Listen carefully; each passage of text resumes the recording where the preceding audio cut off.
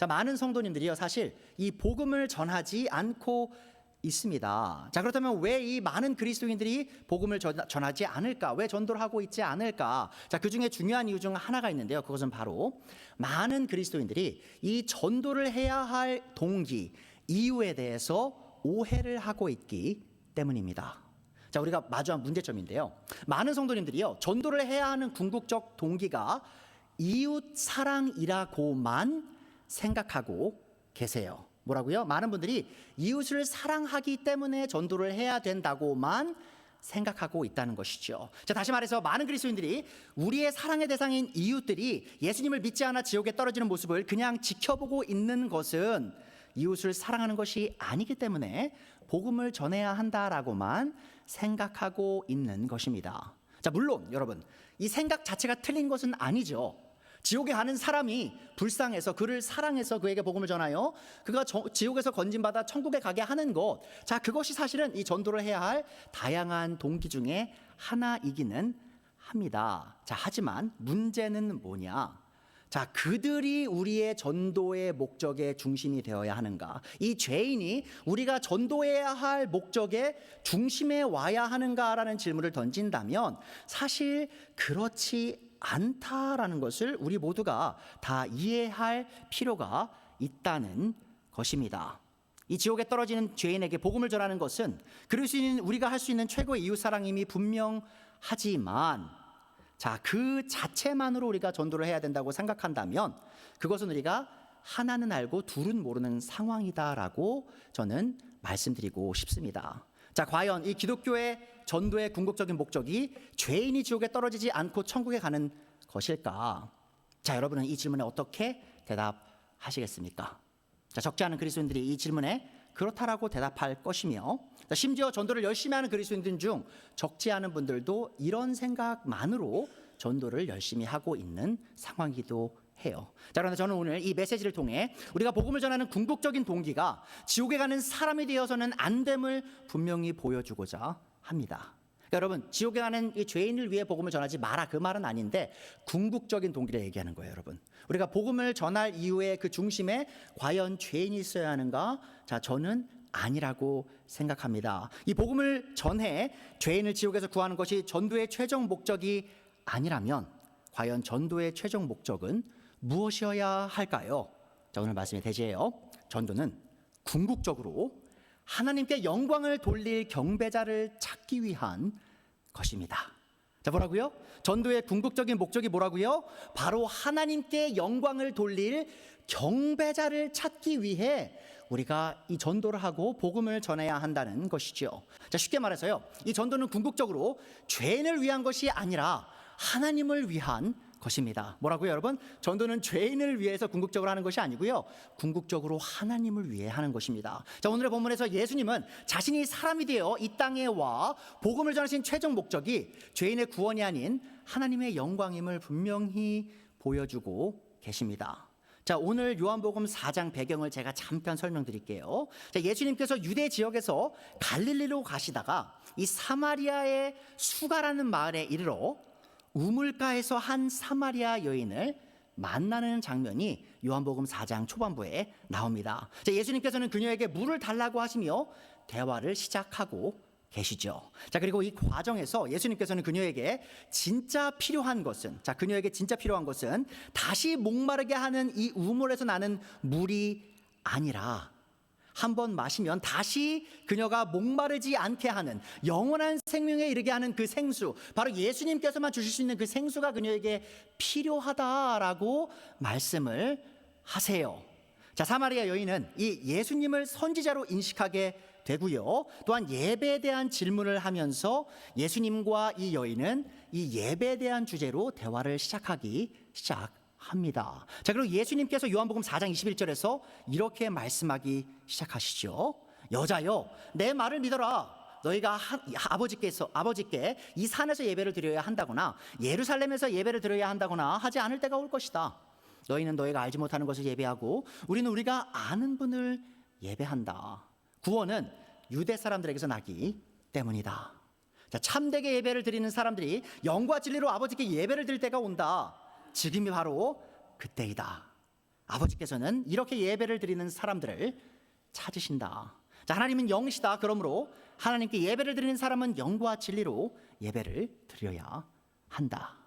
근데 여러분, 물론 근래에 오신 분들은 잘 모르시겠지만 제가 작년 이맘때쯤에요, 요한복음 4장 오늘의 본문을 아주 심도 있게 강해 설교를 한 적이 있습니다. 자, 그래서 제가 반복해서 또 요한복음 4장을 강해 설교를 하진 않을 거예요. 자, 그런데 오늘 본문을 통해서 어떤 걸 배울 것이냐? 저희가 집중해야 될 구절이 있는데요, 바로 23절입니다. 자, 23절 보면 뭐라고 예수님께서 말씀하세요? 참되게 예배를 드리는 사람들이 영과 진리로 아버지께 예배를 드릴 때가 온다. 그리고 지금이 바로 그때이다.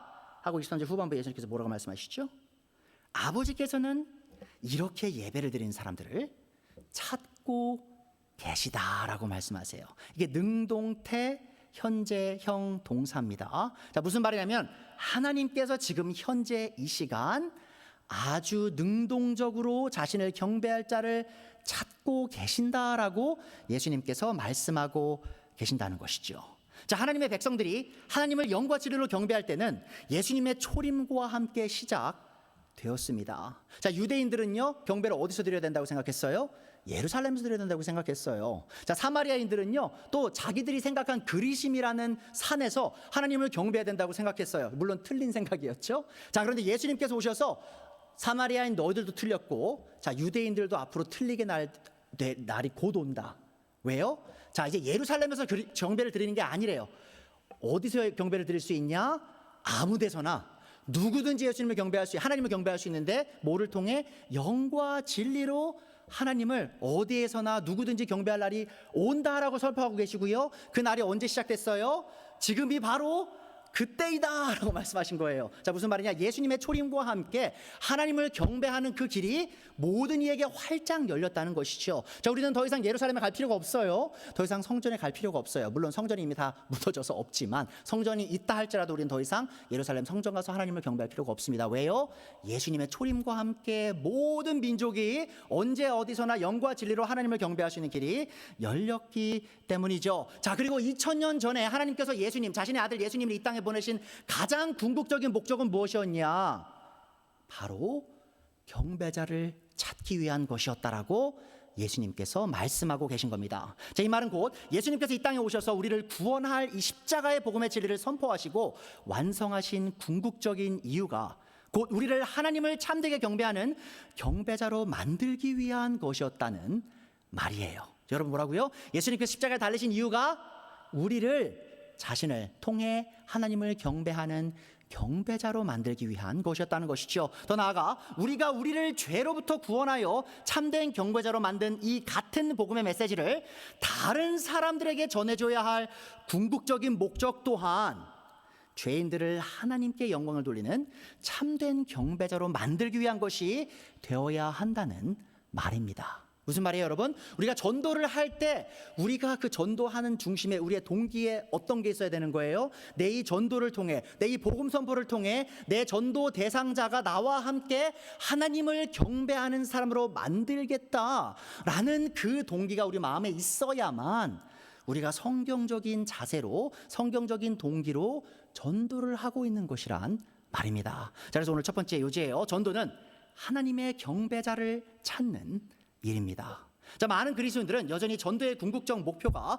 죄인을 지옥에서 건지는 것이라 생각하고 있습니다. 자, 그러나 오늘의 본문에서 예수님께서는 자신이 이 땅에 오셔서 복음을 완성하시고 복음을 선포하신 궁극적인 목표가 단순히 죄인을 지옥에서 건지는 것이 아니라 죄인을 하나님께 영광을 돌리는 경배자로 변화시키는 것이라 분명히 말씀하고 계세요.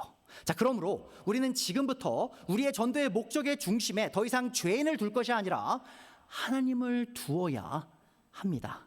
자, 제가 가장 존경하는 목사님 중 한 분인 데이빗 마틴 로이 존스 목사님이란 분이 계셨는데요. 자, 그분이 이 전도의 가장 큰 목적에 대해서 말씀하시면서 이렇게 말씀하셨습니다. 전도의 사역의 가장 큰 목적은 죄인을 구원하는 것이 아닌 하나님께 영광을 돌리는 것이다. 제가 이 글을 읽을 때 아멘이라고 제 속으로 외쳤어요. 뭐라고요? 전도의 목적은요, 죄를 구원하는 게 아니에요. 최종 목적은 바로 하나님께 영광을 돌리기 위한 것이란 것이죠. 자, 우리가 전도를 단순히 지옥에 가는 사람들을 건지는 일이라고만 생각할 때 약이 될 수 있는 문제점은 무엇이죠? 자, 우리 모두가 이미 다 잘 알고 있듯이 전도는 쉬운 일이 아닙니다. 자, 우리가 전도를 할 때 우리의 전도 대상이 언제나 우리의 말에 귀를 기울이고 우리가 하는 일에 감사하나요? 결코 그렇지 않죠. 저도 나름 오랫동안 복음을 전해 왔어요. 자, 근데 제가 복음을 끊임없이 전하면서 내린 결론은 무엇이냐? 세상 사람들은요, 그리스도인들이 복음 전하는 거 좋아하지 않아요. 굉장히 싫어해요. 여러분, 우리는 사실은 좋은 세상에 사니까 그냥 사람들이 우리 복음 전하는 거 싫어하고 말죠. 여러분, 중동 가보세요. 이스라엘 가보세요. 북한 가보세요. 아프리카 가보세요. 복음 전하면 뭐 걸고 복음 전해야 되는지 아세요? 목숨 걸고 복음 전해야 됩니다. 내 직업 걸고 복음 전해야 돼요. 내 가족 걸고 복음을 전해야 한다는 것이죠. 자, 얼마나 큰 도전과 어려움이 있죠? 자, 그런데 우리가 만약에 이 복음을 전하는 동기가 그 죄인들을 위한 거다. 잘 생각해 보세요, 여러분. 내가 지금 복음을 전하면 저 사람이 나를 싫어해요. 근데 내가 저 사람을 사랑해서 복음을 전해야 된다. 그 동기가 얼마나 지속될 것 같으세요? 여러분, 내가 복음을 전했는데 내 가족을 그 사람이 죽였어요. 자, 그러면 그 사람 내가 계속 사랑하고 싶을까요? 때로는 우리가 내가 저 사람들한테 복음을 왜 전해야 되지? 내가 저 사람들을 왜 사랑해야 되지? 라는 생각이 들지 않겠어요? 잘 생각해 보세요, 여러분. 우리의 전도의 동기가, 최종 동기가, 가장 중요한 근본적인 이유가 내 복음에 전한 대상을 사랑하는 것이라면 우리가 때로는 그 동기가, 에너지가 줄어들 때 복음을 전하길 멈추는 일이 너무 쉽게 일어날 수 있다는 것입니다. 자, 하지만 우리는 사람들이 우리의 복음 선포를 듣기를 싫어하고 꺼려해도 복음 선포를 멈추어서는 안 됩니다. 자, 왜죠? 자, 우리가 복음을 전하는 궁극적인 동기는 단순히 죄인을 지옥에서 건지는 것이 아니기 때문이에요. 자, 우리가 복음을 전하는 이유는 바로 모든 피조물에게 경배를 받기에 합당하신 하나님께 경배를 드리는 사람들을 찾고 있는 것이기 때문입니다. 자, 우리가 하나님께서 모든 사람들의 경배를 받으시기에 합당하신 분이심을 확고히 믿고 복음을 전한다면 우리는 전도하는 일에 있어서 아주 큰 어려움을 겪는다 할지라도 하나님의 경배를 위해 멈추지 않고 계속해서 복음을 선포할 수 있게 될 것입니다. 내가 복음을 전하다가 저 사람들 날 싫어해요. 내가 복음을 전하다가 저 사람이 내 팔을 잘라요. 저 사람이 내가 복음을 전했더니 내 가족을 해해요. 자, 우리가 거기서 멈추지 않을 수 있는 이유가 있어요. 그 동기가 있어요. 뭐예요?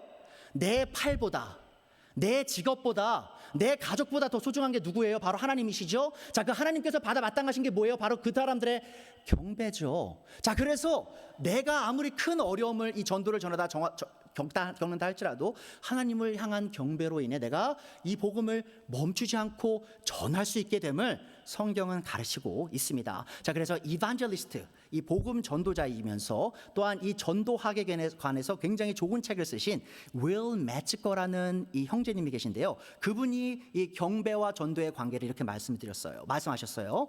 하나님을 향한 경배는 전도에 대한 열정적인 동기를 만들어낸다. 이것은 마치 우주 왕복선의 발사를 가능하게 하는 고옥탄 연료와도 같다.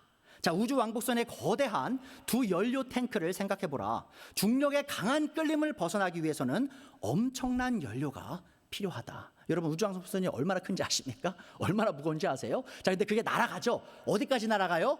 우주까지 날아가요. 얼마나 큰 에너지가 필요하죠? 그 중력을 이기고 올라가려면. 자, 그렇다면 무엇이 여러분을 붙잡고 있는가?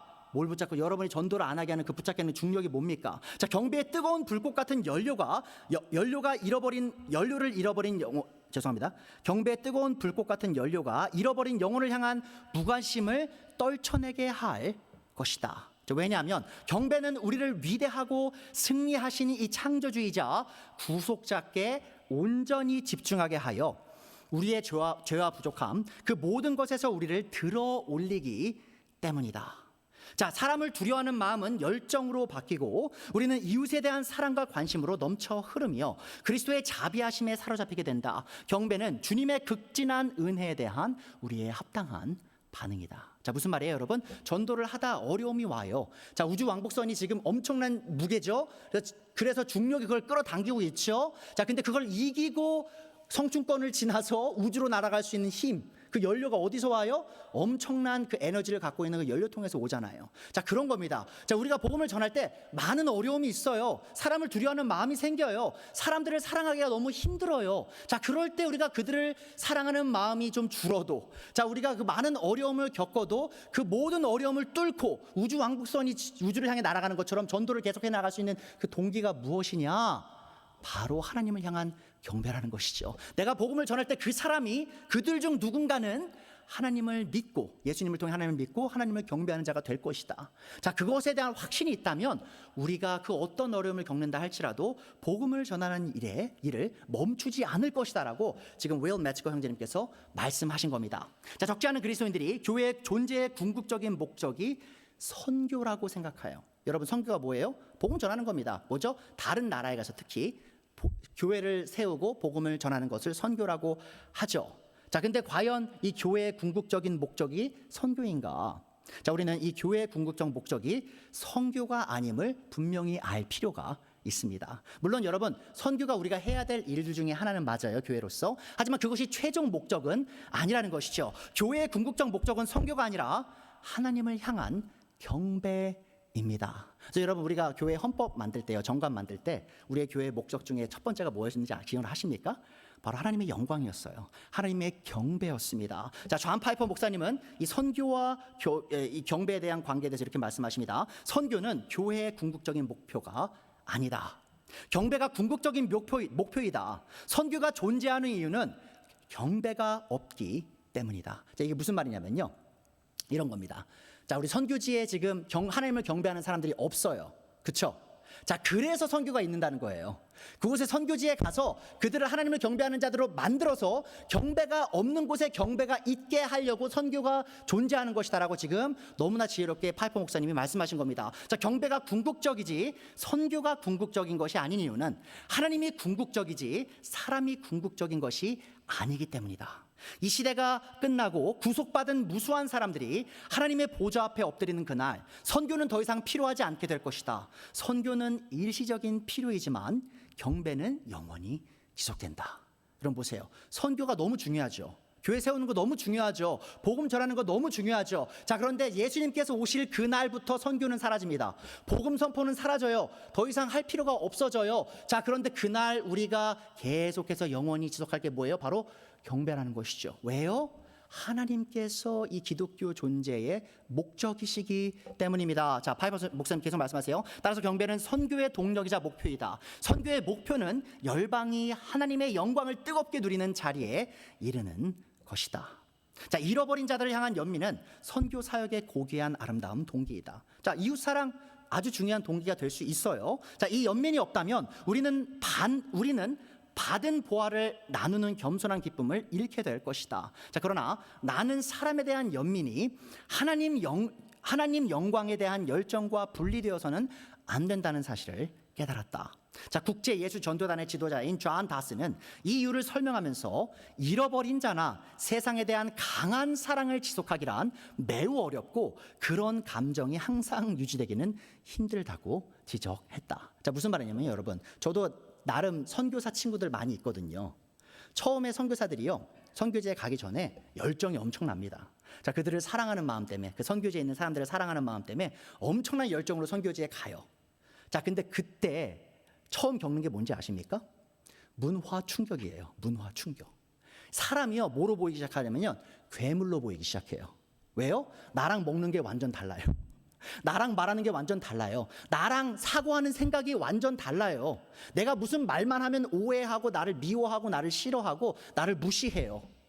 자, 그런 사람들 얼마나 사랑할 수 있을 것 같으세요? 저도 그런 생각 많이 합니다. 제가 북한 간다는 얘기 많이 말씀드리죠. 제가 북한 갈 때 제가 아는 한 가지가 있습니다. 제가 그분들을 많이 사랑하지만요, 제가 그때 갈 때 그분들이 굉장히 미울 거예요. 왜냐하면 북한과 대한민국의 지금 문화적 차이가 너무 큽니다. 경제적 차이뿐만 아니라 문화가 너무 달라졌어요. 자, 북한 분들은요, 사람을 신뢰할 줄 몰라요. 북한 분들이 한국 와서 처음에 겪는 그 컬처 샥이 뭐냐면 사람들이 너무 친절하다는 거예요. 그래서 사람들이 친절하게 대할 때 이분들이 마음속으로 어떤 생각을 하냐면 이 사람 나한테 왜 친절을 베풀지? 뒤에서 뭐 꿍꿍 있는 거 아니야? 그런 생각을 한다는 것이죠. 북한에서는 남들을 돌보는 문화가 없는 거예요. 자기 하나 몸 돌보는 것도 힘든 상황이라는 것이죠. 자, 제가 그런 분들에게 가서 그런 분들에게 복음을 전하고 그들을 사랑할 때 그들은 분명히 저를 사랑하지 않을 거예요. 제가 베풀어도 그분들은 저한테 아무것도 베풀지 않을 거예요. 여러분 한번 생각해 보세요. 제가 그런 상황에서, 여러분이 그런 상황에서 그들을 끝까지 사랑할 수 있을 거라고 생각하세요? 그들에게 복음을 전하기 위해서 끝까지 여러분이 그들을 향한 열정을 갖고 있을 수 있다고 생각하세요? 그럴 수 있을 수 있지는 모르지만 그러지 못하는 날도 온다는 것이죠. 그들이 미워보는 날이 올 수 있다는 거예요. 그들이 꼴 보기 싫은 날이 온다는 것이죠. 자, 그래서 우리가 선교를 할 때, 복음을 전할 때 이 죄인을 최종 동기로 두면 안 되는 겁니다. 이웃 사랑을 최종 동기로 두면 안 되는 겁니다라고 지금 파이퍼 목사님이 말씀하시는 거예요. 자, 이 진리를 기반으로 파이퍼 목사님은 아래와 같은 적용점을 제시합니다. 자, 그러므로 낯선 이에게 그리스도를 전하기 위해 사랑의 감정이 일어나기를 기다리지 말라. 뭐라고요, 여러분? 이웃을 사랑해서 복음을 전해야지라고 생각하고 이웃이 사랑스러울 때까지 기다리지 말라는 거예요. 이미 여러분은 하늘 아버지를 사랑하고 있고 그 낯선 이가 하나님에 의해 창조되었으나 하나님과 분리되어 있다는 사실을 알고 있다. 하나님을 사랑하는 마음으로 전도의 첫 발을 내디뎌라. 우리가 믿음을 전하고 잃어버린 자들을 위해 기도하는 이유는 무엇보다도 인류에 대한 연민 때문이 아니라 우선적으로 하나님을 사랑하기 때문이다. 여러분 보세요. 우리의 전도의 최종 동기가 이웃사랑이에요? 아닙니다, 여러분. 하나님 사랑이에요. 내가 사랑하는 하나님께서 저 이뤄진 자의 경배를 받기에 합당한 분이시지. 저 사람이 나에게 어려움을 줘도 내가 여전히 그를 사랑하고 그를 섬기고 그에게 복음을 전해야지. 왜요? 그 사람이 같이 있어서? 아니죠. 왜요? 내가 인내가 많아서? 아니죠. 왜요? 하나님께서 저 사람의 경배를 받기에 합당한 분이시니 내가 어떤 희생을 치르더라도 계속해서 그를 사랑하고 그에게 복음을 전해야지라고 생각해야 한다라고 지금 파이퍼 목사님께서 가르치신 겁니다. 자, 여러분은 죄의 가장 큰 문제가 무엇인지 아십니까? 우리 죄 다 싫어하잖아요. 그리스도인으로서 죄 정말 저도 싫어요. 근데 우리가 죄를 왜 싫어하죠? 죄의 가장 큰 문제가 뭐죠? 자, 많은 그리스도인들이 이렇게 생각해요. 나는 죄가 너무 싫어요. 왜요? 죄가 나를 지옥으로 보내니까요. 죄가 사람들을 파멸시키니까요. 자, 그 말 틀린 말 아닙니다. 죄가 사람을 지옥에 보내요. 죄가 사람을 파멸시켜요. 자, 그런데 여러분, 그 이유가 우리가 죄를 싫어해야 될 가장 큰 이유가 아님을 알고 계십니까? 여러분, 죄의 가장 큰 문제가 죄인이 지옥에 가는 게 아닌 걸 알고 계세요? 성경은요, 죄의 가장 큰 문제를 이렇게 말합니다. 로마서 3장 23절 보세요. 모든 사람이 죄를 범하였습니다. 자, 그 결과가 뭐예요? 지금 바울이 모든 사람이 죄를 지어서 지옥에 가게 되었습니다 라고 말하고 있나요? 아니죠. 지옥 가는 건 맞아요. 자, 근데 그게 가장 큰 문제는 아니에요. 바울 사도에게 있어서 죄의 가장 큰 문제는 이겁니다. 그래서 죄로 인해 사람은 하나님의 영광에 못 미치는 처지에 놓이게 되었습니다. 죄로 인해 일어난 일이 뭐예요? 우리가 더 이상 하나님의 영광을 공유할 수 없는, 하나님의 영광을 누릴 수 없는 상황이 되어서 이제는 더 이상 하나님께 영광을 드릴 수 없는 처지에 놓이게 된 거예요. 여러분, 죄의 가장 큰 문제는요, 경배의 실패입니다. 죄인이 지옥 가는 게 가장 큰 문제가 아니에요. 죄의 문제는, 죄의 가장 큰 문제는 우리가 죄로 인해 하나님께 경배를 드리고 하나님께 영광 돌려야 될 존재인 우리가 그렇지 못하게 하게 된 거예요. 결국 이 인류의 죄의 가장 큰 문제는 하나님께 경배를 드리지 못하게 된 것이다라고 성경은 얘기합니다. 죄의 가장 큰 문제 뭐라고 했어요, 여러분? 바로 사람이 하나님께 경배와 영광을 올리지 못하게 된 거죠. 잘 생각해 보세요, 여러분. 복음이 대체 왜 중요한가? 죄의 가장 큰 문제를 해결하기 위한 것이겠죠? 자, 죄의 가장 큰 문제가 뭐였어요? 하나님께 영광을 돌리지 못하는 거죠. 하나님을 경배드리지 못하는 것이죠. 자, 그럼 복음의 가장 큰 목적은 무엇일까요? 바로 이 죄인을요, 죄 용서하고 그를 하나님의 경배자로 둔갑시켜서, 변화시켜서 하나님께 영광을 올리고 하나님을 경배하게 하고자 복음이 존재함을 여러분이 기억하셔야 됩니다. 그래서 A.W. 토저 목사님이 이 예수님의 이 복음의 동기, 최종 동기에 대해서 이렇게 말씀하셨어요. 그리스도께서 무엇을 위해 이 땅에 오셨을까? 주님께서 무엇을 위해 잉태되시고 태어나셨을까? 주님께서 무엇을 위해 십자가에 못 박히시고 다시 살아나셨을까? 그리고 주님께서는 무엇을 위해 지금 아버지의 우편에 앉아 계실까? 이 모든 질문의 답은 하나님이다. 반역자였던 우리를 경배자로 만드시고 우리가 처음 창조되었을 때 누렸던 경배의 자리로 회복시키기 위해서이다. 자, 많은 분들이요 에덴 동산으로 돌아가고 싶어해요. 많은 분들이요 새하늘과 새 땅을 그리워해요. 근데 많은 분들이요 왜 그리워하냐면 나 몸이 너무 아파. 나이 들면서 나 너무 힘들어. 나 돈 벌고 살기 너무 힘들어. 이 땅에 사는 거 너무 지긋지긋해. 나 그래서 좀 힘들지 않은 데서 살고 싶어라는 마음으로 그 낙원에 가고 싶으세요. 에덴 동산에 가고 싶어 하세요. 새하늘과 새 땅에 가고 싶어요. 하세요. 여러분 그거는 정말 잘못된 동기입니다. 에덴 동산이 왜 에덴 동산이었을까요? 새하늘과 새 땅이 왜 낙원이고 가장 완벽한 장소일까요? 그것은 바로 에덴 동산에 죄가 들어오기 전에 하나님을 향한 완전한 경배가 존재했기 때문입니다. 새하늘과 새 땅이 왜 새하늘과 새 땅이냐? 바로 그곳에서 우리가 죄 없이 하나님을 있는 그대로 경험하면서 하나님의 아름다우심과 하나님의 영광을 누리면서 그분을 완벽하게 경배할 수 있는 곳이기 때문에 그곳이 그런 가치 있는 곳이란 것이죠. 자, 그래서 우리가 이 복음을 전할 때도 마찬가지예요. 자, 왜 이 사람들을 우리가 지옥에서 건져서 새하늘과 새 땅으로 같이 가야 될까요? 단순히 그들을 지옥에서 건지기만을 위한 게 아니에요. 그들이 우리와 함께 하나님을 경배하는 자가 되어서 영원히 새하늘과 새 땅에서 하나님을 경배하는 게 된다면 그거보다 가치 있는 일은 없는 것임을 우리가 알기 때문에 복음을 전하는 것입니다. 자, 바울 사도는 이 사실을 너무나 잘 알았고요.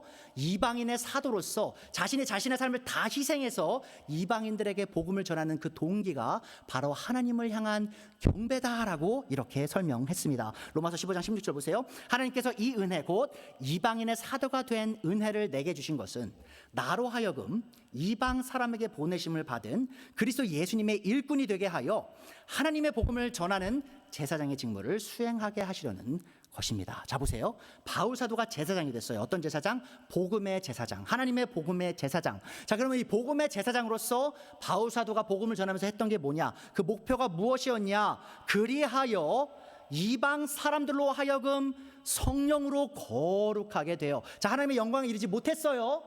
자, 근데 복음을 통해 이제 하나님의 영광에 이르게 됐어요. 자, 그래서 거룩한 존재가 됐어요. 자, 그래서 하나님께서 기쁨으로 받으실 제물이 되게 하시려는 것입니다. 여러분, 구약 시대 때 왜 헌물, 제물 하나님께 올렸어요?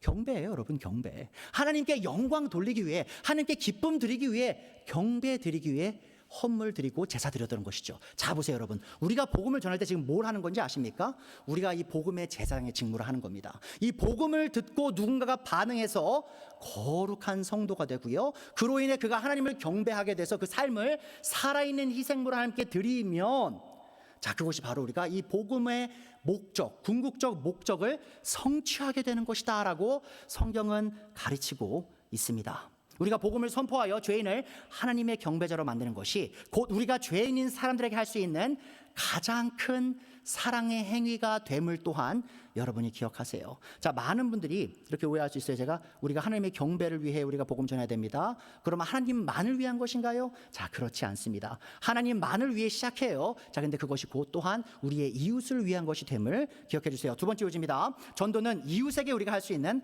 가장 큰 사랑의 행위이기도 합니다. 자, 우리가 지금까지 전도의 목적이 죄인을 참된 하나님의 경배자로 만들기 위한 것이다라고 배웠는데, 자, 여기까지 들으면 어떤 분들은 전도가 하나님만을 위한 것이 아니냐라고 오해하실지도 몰라요. 자, 그러나 우리 모두는 죄인을 하나님께 영광을 돌리는 경배자로 만드는 것이 단순히 하나님만을 위한 것이 아님을 분명히 알 필요가 있습니다. 자, 우리는 하나님을 왜 경배해야 하죠? 당연히 하나님께서 우리의 경배와 전 우주에 있는 모든 영광과 존귀를 받으시기에 합당한 창조주이시며 전능자이시기 때문입니다. 자, 하지만 하나님을 향한 경배를 생각하면서 우리가 잊지 말아야 될 아주 중요한 진리가 있어요. 그것은 바로 하나님을 경배하는 것이 단순히 하나님의 영광과 기쁨만을 위한 것이 아니라 바로 경배자인 우리의 영광과 우리의 기쁨을 위한 것이기도 하다라는 사실이에요.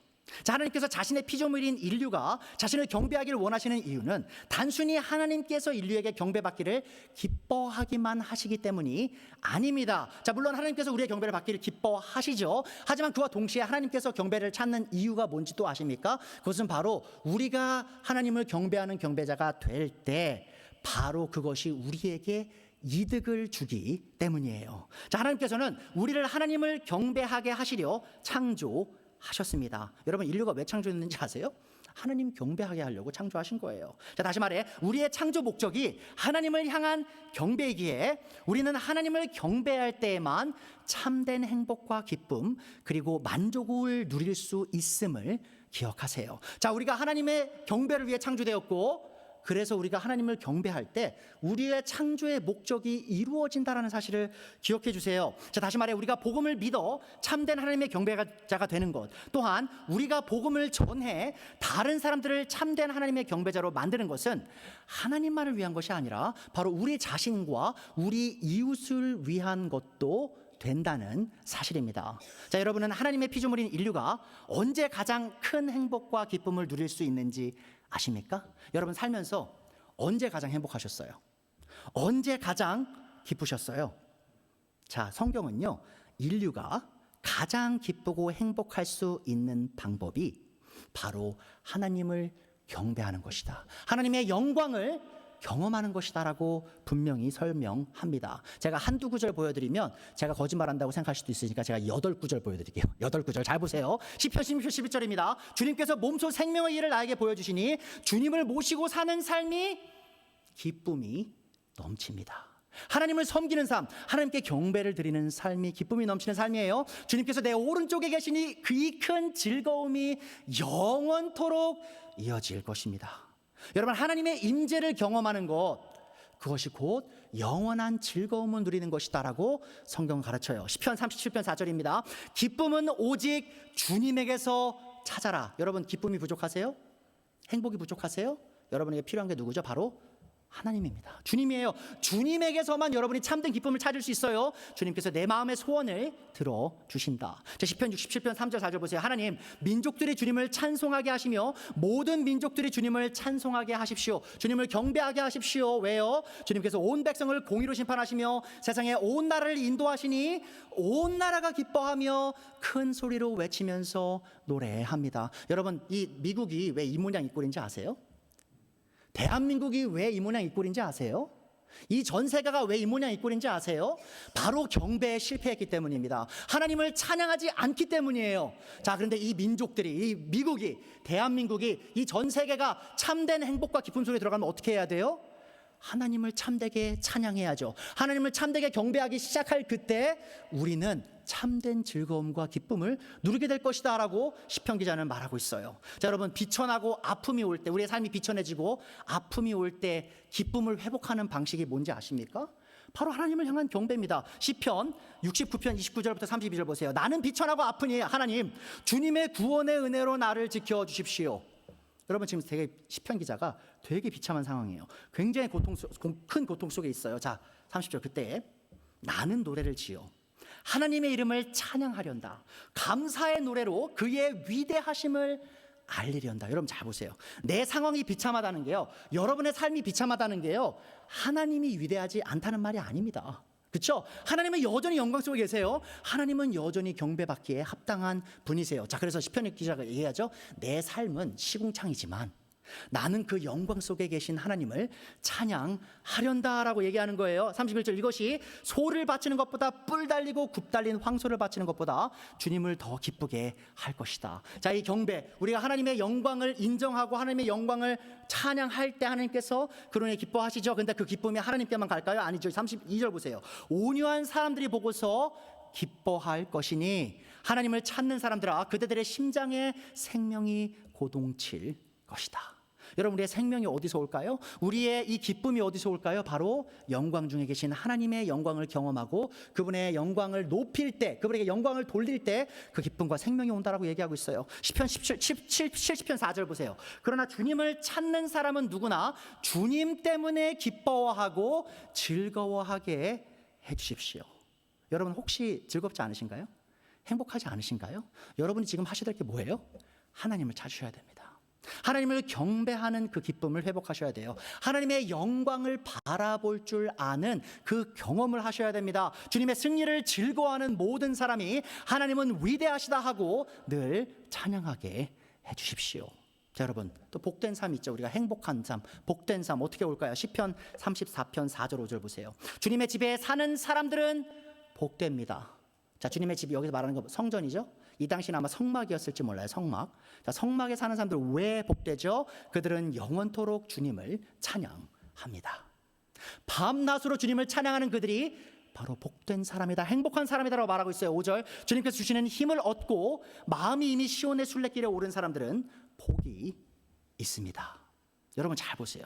이 시편 기자들이 계속해서 반복해서 우리에게 가르치는 진리는 뭡니까? 우리의 기쁨, 우리의 행복, 우리의 힘, 우리의 생명, 이 모든 것들이 어디를 기반으로 온다는 거예요? 하나님을 경배하는 것, 하나님의 영광을 경험하는 것, 하나님의 임재 속에 들어가는 것, 그것이 곧 우리의 행복의 원천이다, 우리의 기쁨의 원천이다라고 말하고 있어요. 다시 묻습니다.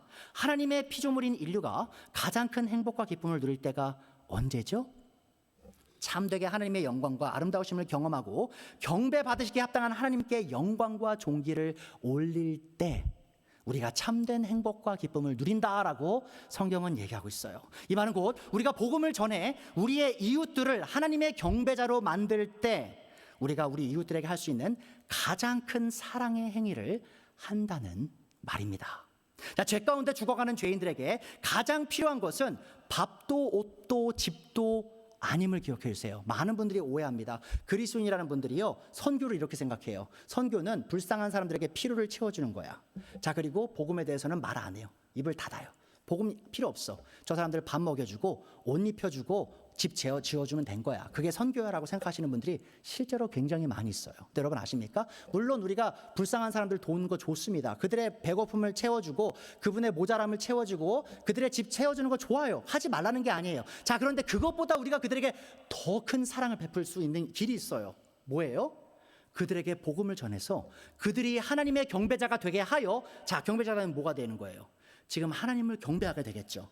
자, 그럼 그들이 내가 밥 먹고 배부른 것, 내가 옷 입고 따뜻한 것, 내가 집에서 편안하게 사는 그것보다 더 큰 기쁨과 더 큰 행복을 누리게 도와주는 거 아닙니까? 여러분, 그거보다 우리가 다른 이웃들에게 행할 수 있는 큰 사랑은 없다라는 것을 우리 모두가 기억해야 합니다. 자, 지금까지 우리는 전도가 하나님의 경배자를 찾는 일이고, 또한 전도가 우리가 우리의 이웃들에게 할 수 있는 가장 큰 사랑의 행임을 배웠습니다. 자, 이제 마지막으로 아주 짧게 전도가 우리 스스로의 영원한 기쁨과 보람을 위한 사실을 배워보도록 할게요. 자, 세 번째 마지막 요지입니다. 전도는 영원한 기쁨과 보람을 위한 일입니다. 자, 저는 이 땅에서 성공하고자 최선을 다해 공부를 하고 일을 하지만 복음을 전하는 일에는 아무런 관심이 없는 성도님들을 볼 때 아주 큰 안타까움을 느껴요. 그러니까 이 땅에서는요, 정말 열심히 살아요. 성공하려고 아등바등 살아요. 자, 근데 내 입을 열어서 사람들에게 복음 전하는 것에는 눈꼽만큼도 관심이 없는 교인들, 성도들이 많이 있습니다. 자, 이 땅에서 성공해서 누릴 수 있는 기쁨과 보람은 그럼 얼마나 지속될 수 있을까요, 여러분? 여러분, 공부 열심히 해서 좋은 대학 가면, 내가 좋은 대학 갔어요. 아마 여기서 좋은 대학 가신 분들 많아요. 여러분 한번 저한테 말씀해 주세요. 그 기쁨 얼마나 지속되셨습니까? 좋은 대학 갔어요. 자, 그래서 좋은 직장 얻으려고 엄청 노력해서 좋은 직장 얻었어요. 자, 여기서 좋은 직장 있으셨던 분들도 있죠? 한번 저한테 얘기해 주세요. 그 기쁨 얼마나 지속되셨어요? 자, 내가 열심히 해가지고 내 사업을 일궜어요. 사업이 엄청 번창했어요. 자, 그래서 돈을 엄청 벌어들여요. 여러분, 그 기쁨 얼마나 지속될 것 같으세요? 자, 내가 우리 아이들 정말 잘 키웠어요. 남들 부럽지 않게 우리 아들 잘 키워놨어요. 여러분, 그 기쁨 얼마나 지속될까요? 자, 여러분, 제 이런 질문을 들으시면서 여러분이 제 의도를 오해하지 않으셨으면 좋겠습니다. 자, 저는 여러분이 이 땅에서 열심히 살지 말라는 말씀을 드리는 게 아니에요. 저는 그리스도인들이 자신의 삶에 최선을 다해야 한다고 믿는 사람이고요. 저 또한 열심히 살려고 노력하는 사람입니다. 자, 그거 자체는 문제는 아니에요. 다만 우리가 그리스도인으로서 이 세상에서 성공하기 위해 최선을 다하는 다른 안 믿는 사람들과 달라야 할 점 하나가 있습니다. 자, 그리스도인인 우리는 이 땅에서만 지속될 기쁨과 보람을 위해 살아가는 사람들이 아니라는 거예요. 우리는 영원히 지속될 기쁨과 영원히 지속될 보람을 위해 살아가는 사람들이라는 것입니다. 자, 우리가 영원한 기쁨과 보람을 누리기 위해 이 땅에서 최선을 다해야 할 것은 뭐라는 거예요, 여러분? 바로 전도라는 것이죠. 복음을 전하는 일이 우리가 영원히 기쁨을 누리고 영원한 보람을 누릴 수 있는 길이라는 것이죠. 전도하는 일은 곧 하나님의 경배자를 찾는 일이고, 하나님의 경배자를 찾는 일, 하나님의 경배자를 찾는 일은 곧 영원한 기쁨과 보람을 누릴 수 있는 가장 확실한 방법입니다. 그러니까 여러분, 제가 좀 다르게 말씀드릴게요. 여러분이 그동안 뭐 좋은 대학, 좋은 직장, 좋은 뭐 명성, 좋은 사업, 아주 번성한 사업 다 좋습니다. 근데 그 반대로요, 나는 좋은 대학을 못 갔어요. 나는 좋은 직업 못 얻었어요. 나는 삶에서 내가 드러낼 게 아무것도 없어요. 그런 분들, 그렇게 생각하시는 분들 있을 수 있어요. 자, 그분들에게도 적용되는 말이에요. 여러분의 삶이 남들 볼 때 부럽지 않은 삶일 수도 있어요. 자, 그런데 그런 삶을 살았다 할지라도 여러분이 참된 전도자가 된다면 여러분이 누구보다 가치 있고 보람된 삶을 하나님 앞에서 살아갈 수 있다는 사실을 기억해 주세요. 자, 바울 사도는 자신이 복음을 전해 예수님을 믿고 교회에 더해진 성도들을 자신의 영원한 기쁨이며 영광이고 면류관, 왕관이다라고 얘기했습니다. 보세요. 데살로니가전서 2장 19절이에요. 우리 주 예수님께서 오실 때 뭐예요? 이 세상이 끝날 때예요, 여러분. 여러분 잘 생각해 보세요. 이 세상이 끝날 때 가장 중요한 게 뭘까? 그분 앞에서, 예수님 앞에서 우리의 소망이나 기쁨이나 자랑할 혹은 영광으로 여길 면류관이 무엇이겠습니까? 여러분, 예수님 오실 그날요, 여러분이 예수님한테 나 공부 열심히 해서 이렇게 이뤘어요. 나 열심히 해서 이런 좋은 직장 얻었어요. 나 열심히 살아서 나 노벨상 탔어요, 하나님. 나 이런 상 탔어요. 저런 상 탔어요. 이렇게 명성 얻었어요. 자, 그게 우리의 소망일까요? 그게 우리의 기쁨일까요? 그것이 바로 우리가 영광 받을 일일까요? 아니에요. 잘 보세요. 바울이 뭐라고 얘기해요? 나의 소망, 나의 기쁨, 나의 영광을 받을 면류관은 곧 여러분이 아니겠습니까? 데살로니가 성도들이었어요, 여러분. 그 교회였어요. 이 교회를 누가 세웠어요? 바울 사도가 세웠죠. 자신이 입을 열어서 복음을 전해 그들이 하나님을 경배하는 자로 변한 그 후에 바울 사도가 말하는 겁니다. 당신들이 심판의 날에 나에게 영원한 기쁨을 줄, 나에게 영원한 영광을 줄 나의 왕관들입니다 라고 얘기하고 있어요. 빌립보서 4장 1절 보세요. 그러므로 사랑하고 사모하는 나의 형제자매 여러분, 나의 기쁨이요 나의 면류관인, 나의 왕관인 사랑하는 여러분, 이와 같이 주님 안에서 굳게 서 계십시오. 여러분, 빌립보 교회 누가 세웠어요? 바울 사도가 세웠어요. 바울 사도가 아무도 없는, 교회가 아무도 없는, 그리스도인이 아무도 없는 그곳에 가서 복음을 선포하기 시작했고요. 그곳에 빌립보 교회가 세워졌죠. 자, 바울 사도가 그들을 그 간절한 사랑하는 마음으로 뭐라고 부르겠어요? 나의 사랑하는, 나의 사모하는 형제자매님들, 나의 기쁨인 분 당신들, 나의 면류관인 당신들, 내가 당신들을 너무 사랑합니다. 왜요? 그들이 바울의 영원한 기쁨이요 영원한 보람이었기 때문이죠. 자, 고린도후서 1장 14절 보세요. 여러분이 우리를 이미 부분적으로 이해했습니다마는 우리 주 예수님의 날에는 뭐예요? 예수님의 재림의 날입니다. 심판의 날이에요. 여러분이 우리의 자랑거리듯이 우리가 여러분의 자랑거리가 될 것입니다. 이 심판의 날에 우리가 하나님 앞에서 누릴 기쁨과 보람은요, 여러분, 우리가 이 땅에서 열심히 쌓는 일들이 아니에요. 우리가 입을 열어 복음을 전해 예수님을 믿고 경배자가 된 그 사람들이 있죠. 쉽게 말씀드리면 여러분이 저한테 그래요. 이 교회를 제가 세워나가면서 그렇게 느껴요. 제가 여러분을요, 바울 사도가 지금 빌립보 성도들에게, 데살로니가 성도들에게, 이 고린도 성도들에게 말하죠. 당신들이 나의 자랑거리입니다. 나의 면류관입니다. 나의 기쁨입니다. 제가 여러분을 향할 그런 마음을 정확하게 동일하게 느낍니다. 여러분도 한번 생각해 보세요. 이 교회에 들어오는 사람 중에 복음을 믿지 않는 사람에 내가 복음을 전해요. 또 교회 밖에 있는 사람에게 복음을 전해요. 자, 그가 구원에 이르러요. 그가 교회 안에 들어와요. 나와 함께 하나님을 경배하는 사람이 돼요. 자, 그러면 그 사람이요, 여러분의 영원한 기쁨이 되고 영원한 면류관이 되고 영원한 보람이 된다라고 성경은 가르치고 있는 것입니다. 자, 저는 지금 이 시간 우리 모두가 우리의 삶 전체를 천천히 돌아보는 시간을 갖길 원합니다. 자, 우리의 삶 속에서 우리의 복음 선포를 통해 예수님을 믿은 사람은 누구인가요? 여러분 한번 생각해 보세요. 내가 언제 마지막으로 내 입을 열어 복음을 전했고 내 복음 선포를 통해 누가 예수님을 믿게 되었는가? 자, 누가 나의 섬김을 통해 교회에 더해져 나와 함께 하나님을 경배하는 사람이 되었나? 자, 우리의 삶에 우리가 영원한 기쁨과 자랑으로 여길 수 있는 우리의 복음 전파의 열매는 어디에 있는가? 여러분, 제가 이렇게 질문을 하는 게 여러분을 불편하게 하려고, 여러분이 죄책감 느끼게 하려고 하는 게 아님을 알아주셨으면 좋겠습니다. 사실 제가 이렇게 설교하면요, 어떤 분들은 되게 불편하실 수도 있어요. 아우, 조용히 목사 또 부담스러운 얘기 또 하네. 아우, 나 복음 한 번도 전한 적 없는데 또 부담스러운 얘기 하네. 여러분, 제가 지금 여러분에게 부담 드리려고 하는 말씀 드리는 게 아니에요. 여러분 불편하시라고 죄책감 느끼시라고 말씀드리는 게 아니고요. 여러분, 저는 여러분들에게 진짜 기쁜 삶이 무엇인지 제시하는 겁니다. 여러분들에게 진짜 보람된 삶이 무엇인지 제시해 드리는 거예요. 여러분의 직장이 어떤 직장이든, 여러분의 삶이 어떤 삶을 사셨든지, 여러분이 여러분의 입을 열어 복음을 전하지 않고 그 사람들을 경배자로 만들고 있지 않다면, 죄송한 말씀이지만 여러분은 영원한 기쁨과 보람을 지금 놓치고 있는 거예요. 하지만 저는 여러분이요, 그 기쁨과 보람을 누리셨으면 좋겠어요. 정말 그 간절한 마음으로 제가 지금 이 말씀을 여러분들에게 드리는 것입니다. 여러분, 제가 목사가 누구라 그랬죠? 목사는 교회의 영적 아버지입니다. 알아요? 저 많이 어리고 부족합니다. 제가 여러분들의 아버지가 될 자격 없는 사람인 거 잘 알아요. 하지만 하나님께서 저를 이 교회의 목회자로 세우셨고, 그 말은 곧 여러분들이 저를 영적 권위자로서 인정해 주시고, 제가 드리는 말을요, 사람의 말이 아니라 하나님의 말로 받아주셔야 하는 것입니다. 이 전도에 있어서 여러분, 저는 그래서 조금도 타협할 수가 없어요. 왜냐하면 여러분이 전도하지 않으면요, 여러분이 지금 영원한 기쁨과 영원한 보람을 잃고 계신 거예요. 여러분, 왜 그걸 잃으세요? 이 땅에서 잘 되려고 열심히 살지 않으십니까?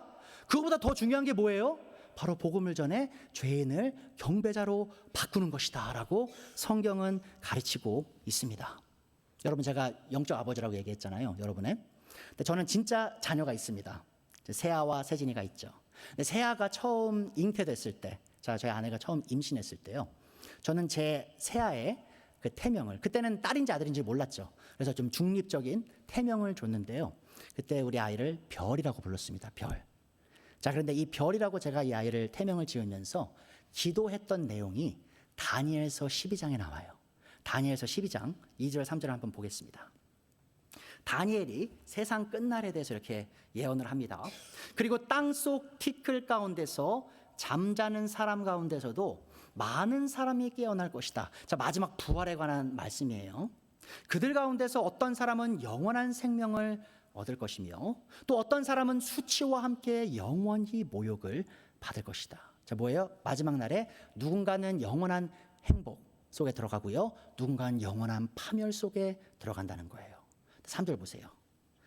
지혜 있는 사람은 하늘의 밝은 빛처럼 빛날 것이요, 많은 사람을 옳은 길로, 의의 길로 인도한 사람은 별처럼 영원히 빛날 것이다. 여러분, 제가 이 구절을 붙잡고요, 하나님께 간절히 기도하면서 새아를 위해 이 새아를 주님께 바쳤습니다. 태어나기도 전부터. 뭐예요?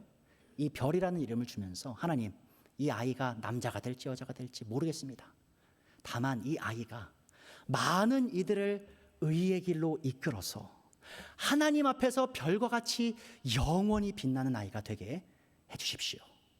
여러분, 제가 이제 이번 주에 이 설교를 준비하면서 그 생각을 했어요. 제가 그 간절한 마음, 우리 아이가 태어나서 정말 많은 이들에게 복음을 전하고 많은 이들을 하나님께 이끌어서 하나님 앞에 영원히 빛나는 별이 됐으면 좋겠다. 자, 그리고 제가 여러분들을 위해서 한 분 한 분 이름을 불러가면서 한 기도가 이 기도입니다. 저는 여러분 모두가요, 하나님 앞에서 별과 같이 영원히 빛나는 존재들이 됐으면 좋겠어요.